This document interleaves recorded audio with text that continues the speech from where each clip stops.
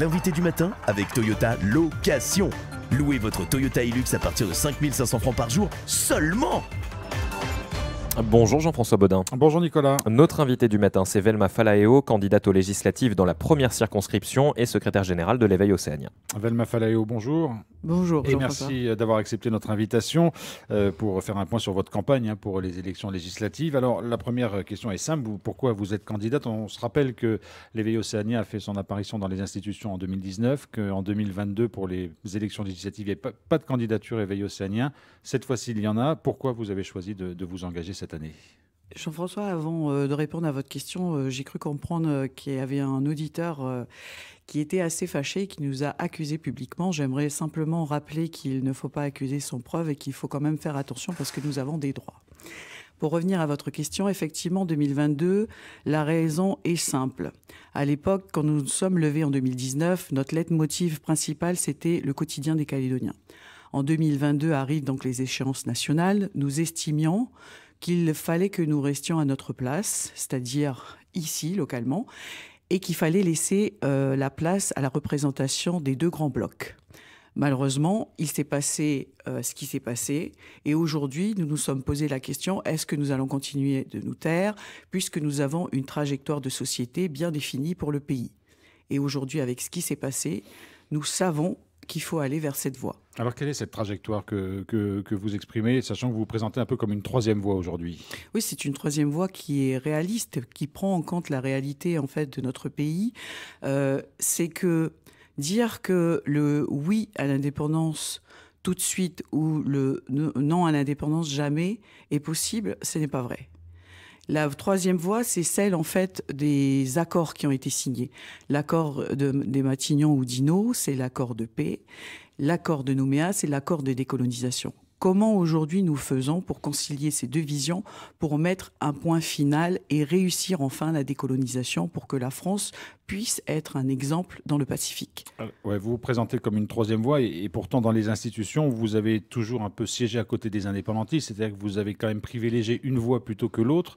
Aujourd'hui, c'est un changement de cap ou de stratégie? Non, pas du tout, Jean-François. Vous savez, l'Éveil océanien, c'est un mélange. Nous avons des indépendantistes comme des non-indépendantistes. Nous avons même des membres qui sont pour le RN ou LFI. Ce que j'ai envie de dire, c'est que nous avons essayé de faire de l'analogie avec les deux grands blocs. Mais ça ne marche pas. Quand on est rentré dans les institutions, nous avons voulu former une majorité avec la droite. Ça n'a pas fonctionné. Ensuite, nous avons été vers le côté le plus stable. Ce que je dis là, c'est que quand il y a eu le gouvernement Santa et le congrès de Ouamitan, on a bien vu que personne ne voulait de cet équilibre et ça ne fonctionne pas. Il nous fallait donc choisir la voie où il y avait une majorité stable, ce pourquoi nous avons formé en fait donc cette majorité océanienne, que certains disent, avec les indépendantistes. Parce qu'il faut une majorité stable pour pouvoir voter des réformes et pouvoir faire avancer le pays. Mais cette majorité stable, vous considérez aujourd'hui qu'elle a été mise en échec d'une certaine façon en raison des événements qui se sont déroulés depuis le 13 mai? Les événements qui sont déroulés sont de la responsabilité de tous. Le PJLC est passé en force. Plusieurs fois, nous avons eu... Le projet de loi constitutionnel. Voilà, le projet de loi constitutionnel concernant le dégel du corps électoral. Plusieurs fois, nous avons eu, en fait, à donner des signes d'alerte. Le premier signe d'alerte, c'est quoi? Quand on regarde l'histoire de la Nouvelle-Calédonie et les accords, il y a deux leviers qui ont garanti la paix. Le premier, c'est le gel du corps électoral depuis 1998 et le deuxième, c'est l'acte d'autodétermination. Le gouvernement central a pris ses responsabilités puisque nous étions incapables ici de nous parler et il a proposé ce PJLC qui donc concernait que le dégel du corps électoral. Mais bien sûr qu'il fallait faire quelque chose puisque cela date de 1998. Mais le consensus doit être trouvé localement par les partenaires qui sont ici. Il a toujours été dit que ce projet de loi ne serait pas appliqué si jamais un accord global était trouvé. Oui, mais comment voulez-vous, je veux dire, quand on a déjà passé le cap où c'est voté, quelles sont les possibilités pour nous de parler ? Je veux dire, à ce moment-là, c'était quand même un leurre de se dire qu'on pourrait parler après ce passage en force. Nous avons alerté les parlementaires qui sont venus ici en disant attention à ce que vous faites. Il ne faut pas faire comme ça. Nous avons la réalité de notre pays. Et malheureusement, même le 13 mai, Jean-François, je rappelle qu'au Congrès, il y a eu le vote de cette proposition de résolution de retrait où c'était encore un dernier cri pour leur dire laissez-nous faire, nous sommes proches de trouver un consensus, un accord, un équilibre entre nous. Mais malheureusement, ça n'a pas été entendu. Et voilà les conséquences qui sont passées depuis. Évidemment, vous condamnez tout ce qui s'est passé depuis le 13 mai. Bien sûr, nous condamnons. Le lendemain des exactions, nous avons sorti un post sur Facebook. Nous condamnons les violences qui sont visibles, les destructions. Et j'ai une pensée particulière à toutes ces entreprises, à tous ces salariés qui ont perdu leur emploi, les entrepreneurs qui doivent reconstruire. Mais nous condamnons aussi la violence qui n'est pas apparente et qui est invisible. Et la première, c'est celle de ce passage en force du PJLC. Et la seconde, ce sont les inégalités dans notre pays qui se sont creusées d'année en année.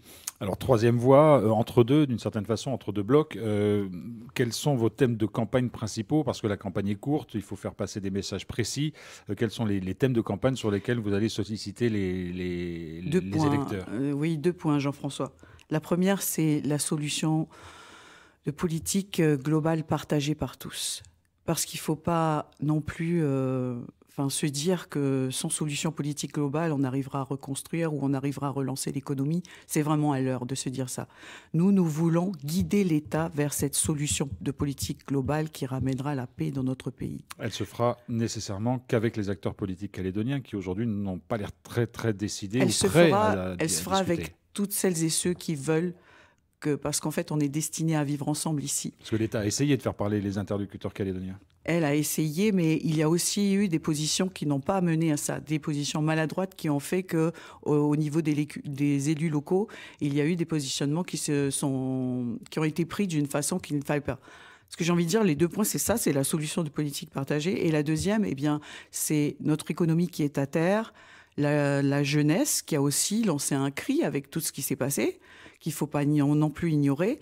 C'est en fait comment on arrive en tant que député à donner en fait les messages importants au niveau de l'État. Je m'explique. On a parlé tout à l'heure de 31 milliards que le gouvernement Mapou a demandé à l'État français.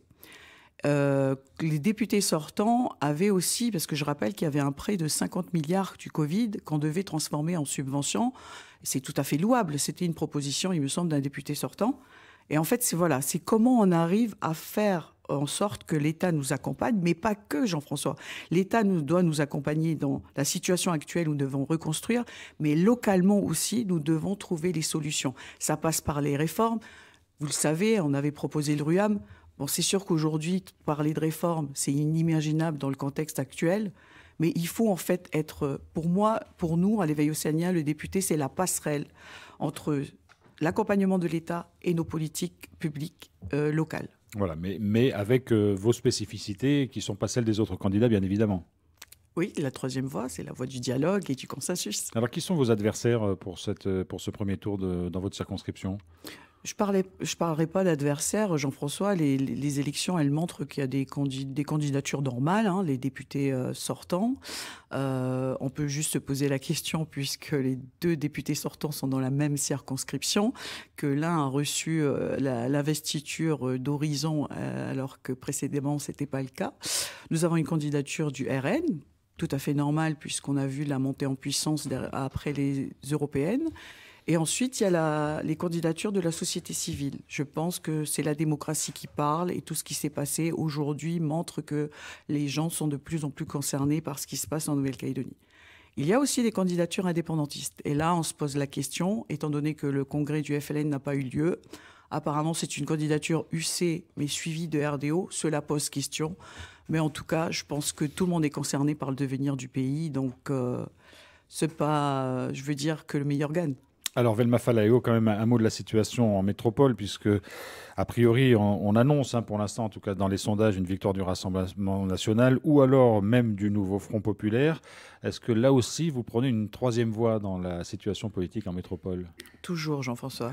La troisième Donc la voie. troisième voie, c'est celle du centre alors dans ces cas-là. Voilà, mais en fait, on nous pose souvent la question de savoir déjà si nous sommes élus, à quel groupe politique nous allons vous allez nous vous affilier. affilier.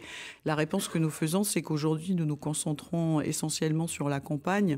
Nous avons déjà eu des échanges au niveau de notre comité directeur et encore une fois, cette réponse, elle ne m'appartient pas. Tout ce que nous pouvons dire, c'est que nous ne sommes pas extrémistes ici, nous ne le serons pas là-bas, que chaque chose en son temps, mais que pour nous, à l'éveil océanien, notre liberté et notre indépendance sont des choses importantes. Vous la reprendrez aussi au Congrès? Pourquoi pas? Un mot pour terminer sur la campagne qui est très courte. C'est une campagne qui dure 15 jours à peu près. Comment vous arrivez à faire campagne? Est-ce que c'est possible de faire des réunions publiques, d'aller à la rencontre des électeurs? J'avoue que le contexte ne nous facilite pas les choses. J'ai commencé des réunions de proximité dans les quartiers nord de Nouméa, notamment à RS, au quartier que j'ai grandi, pardon. Mais nous comptons poursuivre nos rencontres, notamment avec les entrepreneurs. Ce matin, j'étais en visioconférence avec les étudiants de France. Nous voulons aussi aller dans le sud. Nous voulons aller rencontrer tout le monde. Aujourd'hui, nous devons entendre tout le monde car la situation est tellement préoccupante que nous devons entendre toutes les parties prenantes et partager avec eux nos projets. Velma Falaeo, candidate aux législatives dans la première circonscription. Merci beaucoup d'avoir accepté notre invitation ce matin. Merci à vous, Jean-François.